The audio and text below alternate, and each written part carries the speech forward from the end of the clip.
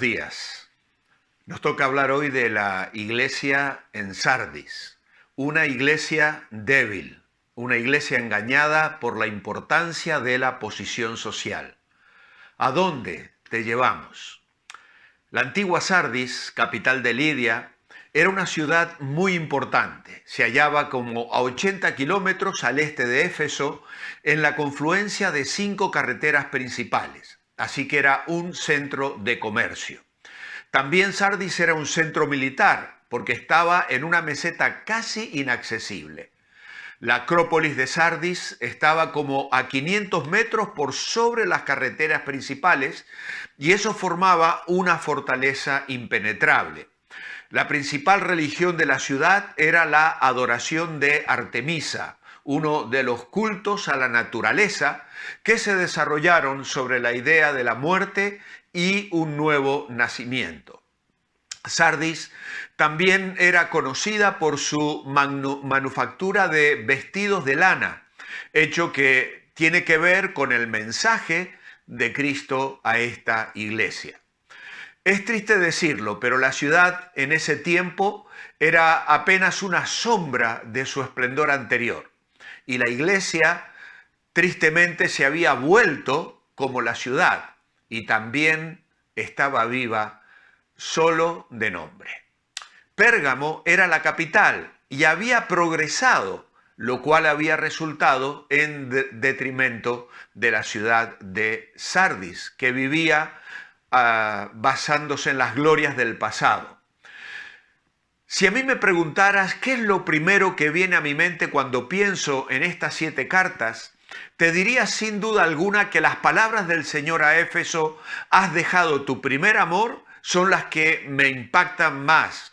También las que el Señor dedica a la Odisea, cuando dice que Él está golpeando a la puerta.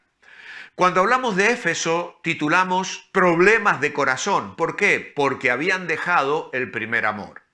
Pero esta semana, al meditar sobre el mensaje a Sardis, lo que el Señor le dice a esta iglesia es mucho más fuerte, pues describe una situación más delicada.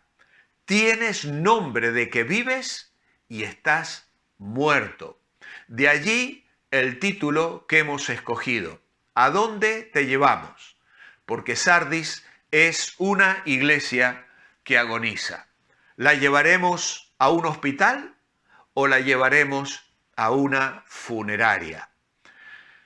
Gracias a Dios hay esperanza en la idea de llevarle a un hospital, como cuando acudimos nosotros. Lo hacemos ciertamente con la esperanza de que nos ayuden a resolver la enfermedad, la situación que está aquejando nuestra salud. Pero si vamos a un hospital es porque todavía hay vida. Y en este sentido, las palabras de Jesús a esta iglesia tienen esa dirección. Tienes nombre de que vives, pero estás muerto. Pero en realidad es una metáfora, no es que ya estaba absolutamente muerta, como lo vamos a ver. Por eso Sardis no va a ir a una funeraria, como no lo tenemos que ir ni tú ni yo, ni cualquier iglesia que hoy esté viva. ¿Por qué? Porque hay esperanza. Y esta es un poco la idea general de todos estos estudios. Contemplando su gloria, encuentra esperanza en Jesús. Y hoy vamos a levantar nuestros ojos para mirar al Señor y volver a encontrar esperanza, aún para una iglesia como la de Sardis, que estaba en verdadera agonía. Vamos a leer el texto, Apocalipsis capítulo 3, versículos 1 al 6. Escribe al ángel de la iglesia en Sardis, el que tiene los 7 espíritus de Dios y las 7 estrellas, dice esto: yo conozco tus obras, que tienes nombre de que vives y estás muerto. Sé vigilante y afirma las otras cosas que están para morir, porque no he hallado tus obras perfectas delante de Dios. Acuérdate pues de lo que has recibido y oído y guárdalo y arrepiéntete, pues si no vendré pronto a ti como ladrón y no sabrás a qué hora vendré sobre ti. Pero tienes unas pocas personas en Sardis que no han manchado sus vestiduras y andarán conmigo en vestiduras blancas, porque son dignas. El que venciere será vestido de vestiduras blancas, y no borraré su nombre del libro de la vida, y confesaré su nombre delante de mi Padre y delante de sus ángeles. El que tiene oído, oiga lo que el Espíritu dice a las iglesias. La verdad es que estuve pensando en varios títulos para este mensaje. Una iglesia moribunda, por ejemplo. Reputación sin realidad. O tal vez apariencia de vida. El mensaje a Sardis es una advertencia para todas las grandes iglesias que viven en la gloria pasada. Alguien dijo que los ministerios espirituales a menudo atraviesan 4 etapas. Primero comienzan con un hombre que tiene la visión, que tiene el carisma, que mueve las personas. Luego se produce el movimiento, gente que responde, que se involucra, que sirve. Luego se transforma en una máquina, mucho trabajo, mucha tarea, mucho ministerio. Y luego se transforma en un monumento. Sardis estaba en la etapa de monumento, pero todavía había esperanza. De las 7 iglesias, Sardis era una de las más débiles en cuanto a fervor religioso. Al acomodarse al entorno religioso de la ciudad, la iglesia quedó protegida de toda persecución. Pero era porque casi nadie se daba cuenta de que la iglesia realmente existía. Su estilo de vida inofensivo conducía a tener paz, pero con el mundo, pero también a muerte espiritual a los ojos de Dios. Con excepción de unos pocos miembros fieles que siguieron alimentando el fuego del Evangelio, la iglesia se iba extinguiendo, poco a poco, como fuego que carece de combustible y de aire. Pero bueno, entre las humeantes cenizas había unas pocas brasas. Por eso la idea principal en esta mañana es la siguiente: no vale lo que nosotros pensamos, sino lo que piensa Dios de nosotros. Dios no nos pide ni éxito, ni fama, ni grandeza, nos pide fidelidad. No vamos a dejar la fidelidad en busca del éxito fácil. El que tiene oídos para oír, que oiga. Dios quiere fidelidad. Nuestro primer punto esta mañana es: encuentra esperanza mirando a Jesús. Luego vamos a ver otros 2 puntos. El segundo será: encuentra esperanza aprendiendo de Jesús. Y aún tendremos un tercero: encuentra esperanza escuchando a Jesús. Primeramente, vamos a levantar la mirada al Señor y encontrar esperanza en Él. Había esperanza porque Cristo es la cabeza de la iglesia y era la cabeza de esa iglesia, y Él podía dar vida nueva. Él se describe a sí mismo como el que posee los 7 espíritus y las 7 estrellas en su mano. Todos sabemos que hay un solo Espíritu Santo, tal cual explica Pablo en Efesios capítulo 4, versículo 4. Pero el número 7, como hemos visto ya en Apocalipsis, demuestra plenitud y un carácter pleno, completo. El Espíritu Santo es el que da vida a la iglesia, y vida es exactamente lo que necesitaba la gente de Sardis. El Espíritu séptuple de Dios se presenta como 7 lámparas de fuego en Apocalipsis 4:5 y dice: y delante del trono ardían 7 lámparas de fuego, las cuales son los 7 espíritus de Dios. Todos los programas de la iglesia que el hombre prepara nunca pueden traer vida, así como un circo no puede resucitar un cadáver. La iglesia nació cuando el Espíritu de Dios descendió el día de Pentecostés en Hechos capítulo 2. Por eso la vida de la iglesia viene del Espíritu. Cuando se entristece al espíritu, la iglesia empieza a perder vida y a perder poder. Cuando se confiesa el pecado y los miembros de la iglesia arreglan cuentas con Dios y unos con otros, entonces el espíritu infunde nueva vida. Entonces se produce avivamiento. Y amados hermanos, hay una frase que muchas veces comparto con mis hermanos en la iglesia. La aprendí hace unos años atrás preparando el tema del Espíritu Santo. Es una frase de Billy Graham. Él dijo: estas son las buenas nuevas. Ya no estamos esperando por el Espíritu Santo. Él nos espera. Ya no vivimos en los días de la promesa, sino en los días del cumplimiento. Eso significa que el Espíritu Santo ahora nos espera a nosotros. A veces espera a la iglesia incluso.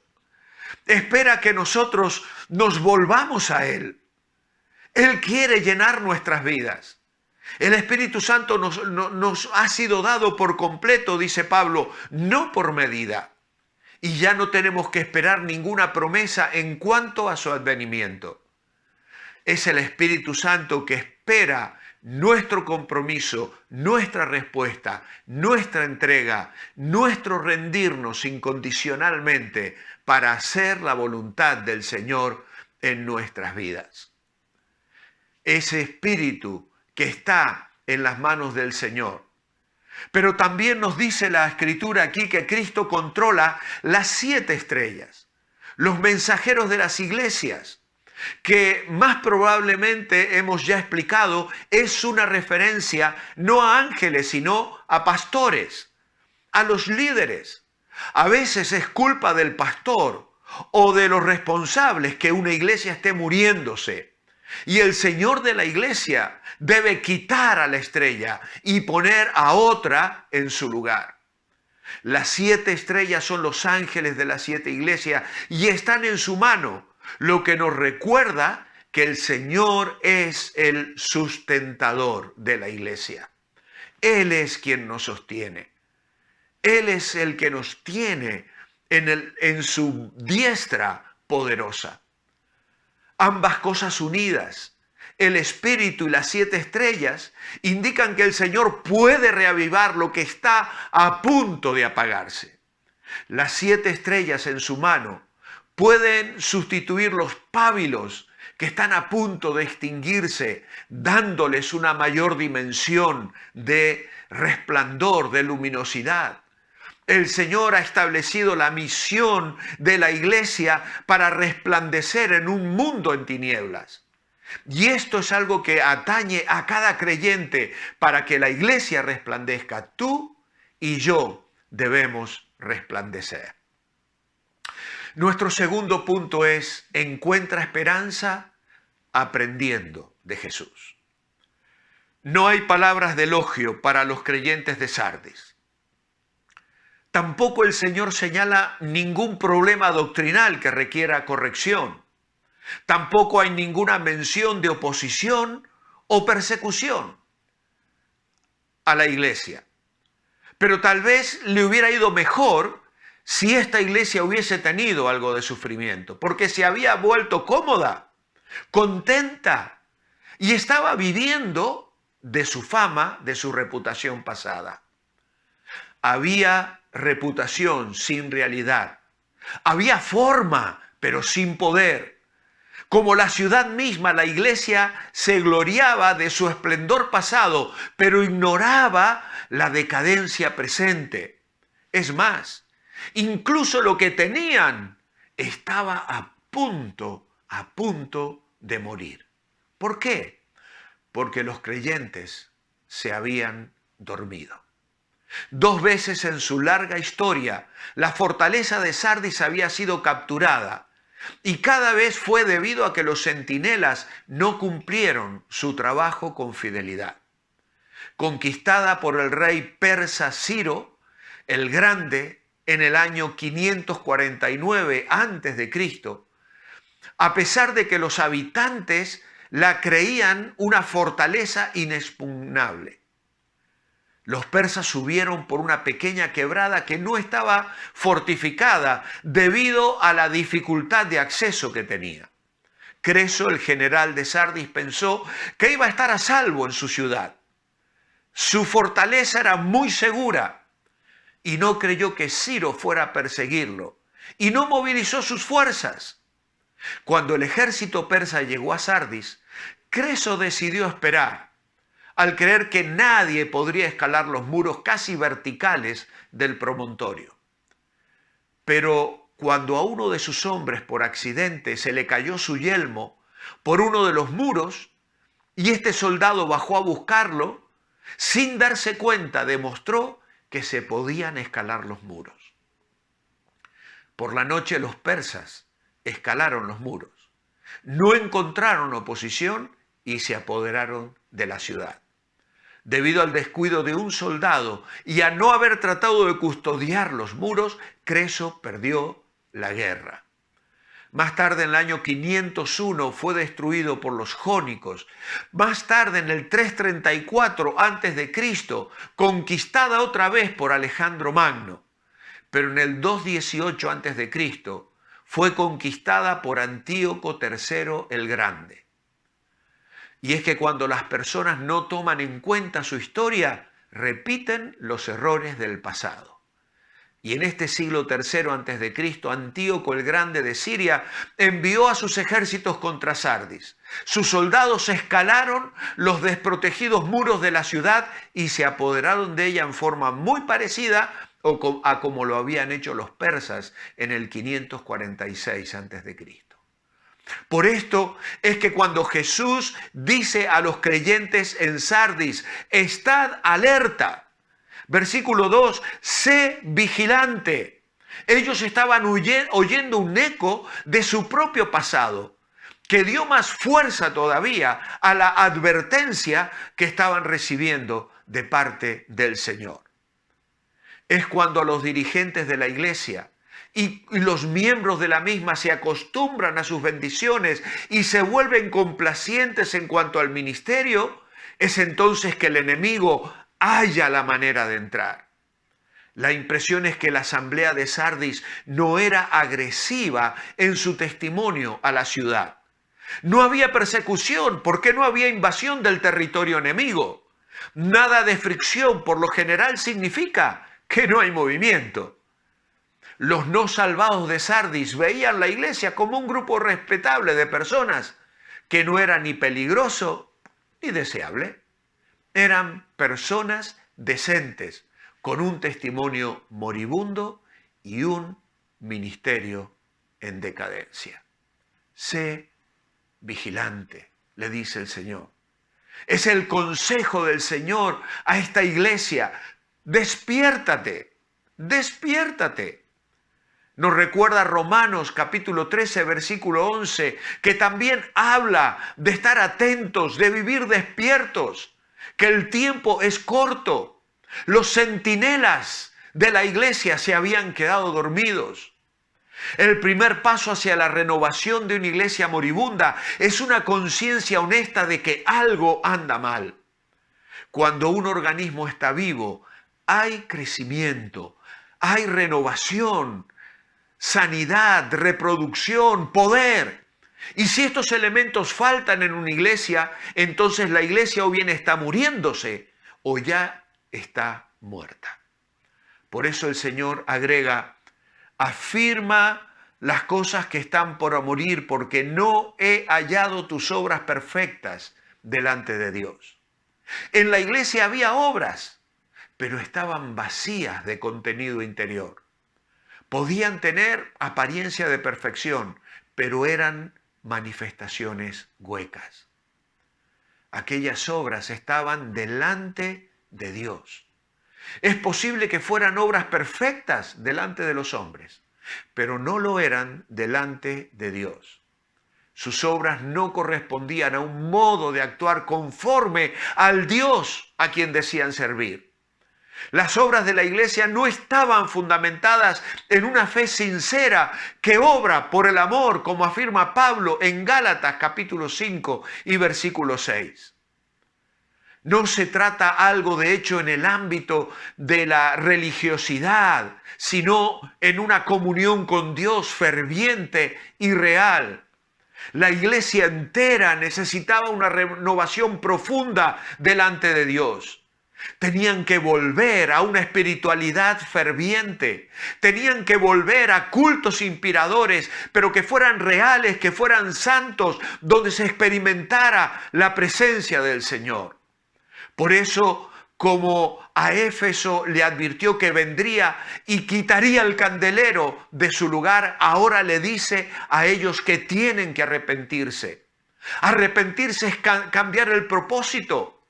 Advirtió a la iglesia de Pérgamo que él vendría y haría la guerra con la espada del Espíritu. Si los creyentes de Sardis no seguían sus órdenes, él vendría como ladrón, cuando menos lo esperaran. Y esto significaría juicio, disciplina. Un desconocimiento absoluto tendrían del momento en el que el Señor viniera. El no enfático en el griego le está diciendo a la iglesia: de ningún modo sabrás. Hay un tiempo de gracia para rectificar, antes que el Señor intervenga en disciplina sobre la iglesia para corregir la situación. Y entonces ellos tenían que aprovecharlo.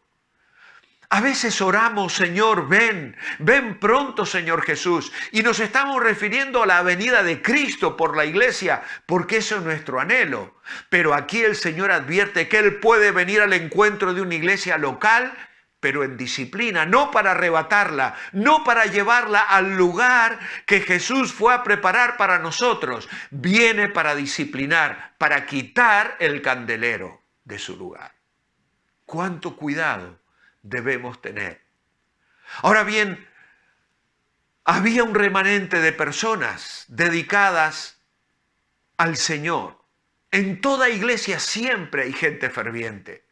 Aún en medio de una iglesia moribunda, había personas que el Señor describe como dignas. Verso 4. Tienes unas pocas personas que no han manchado mi nombre. Y aunque esto parece un elogio, en realidad es una gran recriminación. ¿Por qué? Porque así como Lot en el Antiguo Testamento fue bendecido en su contacto con Abraham, así en esta iglesia había personas que estaban siendo bendecidas por la fidelidad de otras, pero no porque ellas tuvieran una comunión santa y una intimidad personal con el Señor. Y esto es algo que se puede dar también en el seno de nuestras iglesias. Podemos estar aparentando, viviendo una doble vida.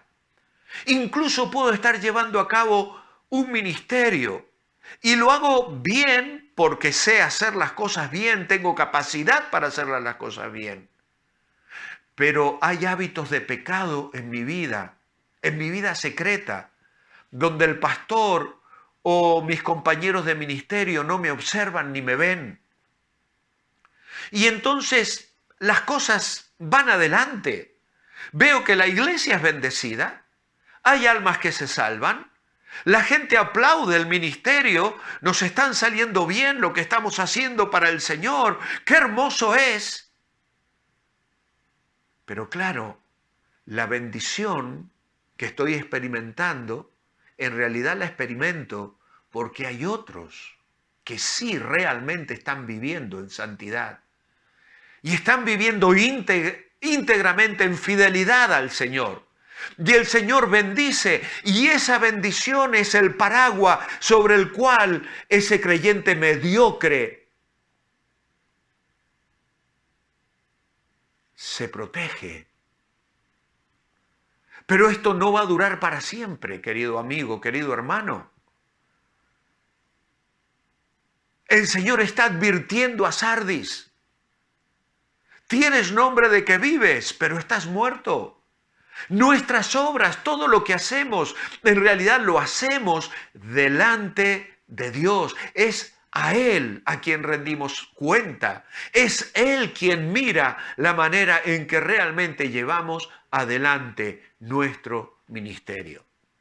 Y claro, la bendición que estas personas que tienen una vida a medias como sería luego la de la Odisea, ni frío ni caliente, pero ahí están bajo la protección, la bendición de Dios. Podríamos decir que, bueno, es mejor que nada, pero es mucho menos de lo que Dios en realidad desea para nosotros. Por eso no te conformes, por eso tienes que arrepentirte, por eso si hay hábitos de pecado en tu vida, tienes que venir al Señor de rodillas y confesar y levantarte y vivir en santidad. Y entonces verás que el poder del Espíritu Santo se potencia a través de tu vida y a través de tu ministerio y de los demás. Porque en lugar de ser una persona que vive protegida bajo la bendición de otros, tú vas a ser un medio de bendición para otros. Ese es el desafío. Los creyentes de Sardis tenían vida, pero esta vida era débil. Estaban trabajando, aunque sus obras no eran todo lo que podían haber sido. El Señor los amonestó a fortalecer lo que quedaba y a no darse por vencidos, porque la iglesia era débil. Ya hemos dicho, donde hay vida, hay esperanza. ¿Qué era diferente en este remanente dedicado? Dice, tienes unas pocas personas en Sardis que no han manchado sus vestiduras y andarán conmigo en vestiduras blancas, porque son dignas. No habían ensuciado sus vestidos. Hay evidencia de que en la antigüedad los que iban a ciertos templos paganos a adorar, no se les permitía acercarse a sus dioses o diosas llevando vestidos sucios. El remanente en la iglesia de Sardis no había hecho acomodos con la sociedad pagana que lo rodeaba, ni se había vuelto cómodo y complaciente. Era este dedicado resto espiritual que tenía el futuro del ministerio de la iglesia. Por eso despiértense, sean vigilantes, arrepiéntanse, recuerdan la palabra que han recibido y obedézcanla. Esa es la fórmula para el avivamiento. Acuérdate de lo que has recibido y oído. Verso 3, guárdalo y arrepiéntete. Es bueno guardar nuestra herencia espiritual. No debemos embalsamarla. No basta ser fiel a la fe y tener una gran historia. La fe debe producir vida y obras. Y esto es lo que dice el Señor. Andarán conmigo en vestiduras blancas. No se trata aquí de que debemos esperar un futuro escatológico en la gloria, sino en un tiempo próximo en la historia de esta iglesia. Realmente no hay corte en esto, ya que los que andarán con Cristo en vestiduras blancas son los que ya lo estaban haciendo. Qué bendiciones cuando en una iglesia local se puede percibir la vida en santidad de los miembros fieles. Se puede observar el amor por el Señor y por su palabra, el amor por las personas y por las almas necesitadas del Evangelio, el amor por el ministerio, usando los dones espirituales para beneficio del cuerpo de Cristo y la gloria de Dios. Mi oración como pastor hoy es, Señor, llena nuestra iglesia de personas así. Que se perciba tu andar contigo en vestiduras de santidad, con la dignidad que tú otorgas a los que te aman y a los que te obedecen. Y finalmente, nuestro tercer punto. Encuentra esperanza escuchando a Jesús. Y encontramos la promesa del verso 5, el que venciere será vestido de vestiduras blancas. Habría sido significativa para personas que vivían en una ciudad donde se fabricaban vestidos de lana. Esta promesa les repercutió claramente en su mente y en su corazón. Luego el Señor afirma aquí, y no borraré su nombre del libro de la vida. La afirmación en cuanto a los nombres siendo borrados sería significativa para personas del Imperio Romano, en donde la ciudadanía era de importancia vital. Hay aquí una advertencia de que el verdadero creyente puede perder la salvación. Absolutamente decimos que no. Parece que el libro de la vida de Dios contiene los nombres de todos los vivos, tanto malos como buenos. Dice el Salmo 69, 28, sean raídos del libro de los vivientes y no sean escritos entre los justos. Apocalipsis 13, 8 y 17, 8 sugieren que los nombres de los salvados están escritos en el libro desde la fundación del mundo, es decir, antes de que hubieran hecho algo bueno o malo. Por la gracia de Dios habían sido escogidos en Cristo antes del comienzo del tiempo, y esto lo afirma la palabra claramente, Efesios capítulo 1 y versículo 4. Ahora Jesús les dijo a sus discípulos que se regocijaran porque sus nombres estaban escritos en el cielo, en Lucas capítulo 10 y versículo 20. El verbo griego está en tiempo perfecto, lo que se puede traducir como lo dice una versión ampliada. Sus nombres han sido escritos en el cielo y están en el registro permanente allí. No es probable que Jesús se contradijera en este asunto tan importante. Si los nombres de los creyentes, los elegidos, están escritos desde la fundación del mundo, y si Dios sabe todas las cosas, ¿por qué iba a escribir el nombre de alguien que un día caería y él tendría que borrarlo del libro? Estamos inscritos en el cielo porque hemos nacido de nuevo. Hebreos 12, 23. Y por desobediente que pueda ser un hijo o una hija, ese hijo o esa hija no puede ser desnacido. No puede volver atrás la realidad de un nacimiento que ya se ha producido.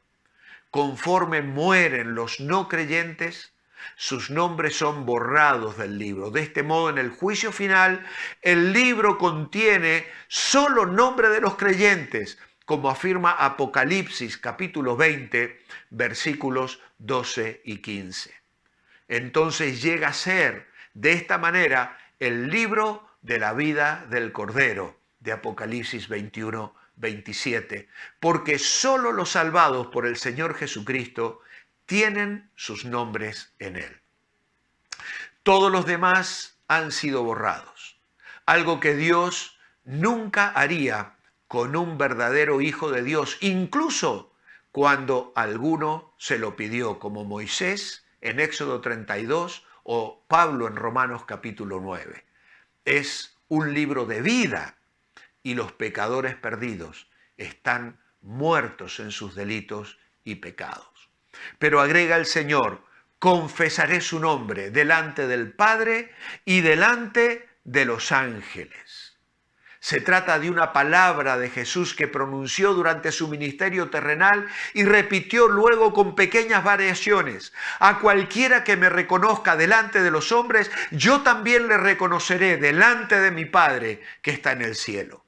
Les aseguro que a cualquiera que me reconozca delante de la gente, también el Hijo del Hombre lo reconocerá delante de los ángeles de Dios. Lucas 12:8. Hay un himno cristiano primitivo en 2 Timoteo 2:12 que dice que Jesús repudiará a quien lo repudie, y el paralelo es que delante de Dios Padre Jesús honra a quienes lo honran.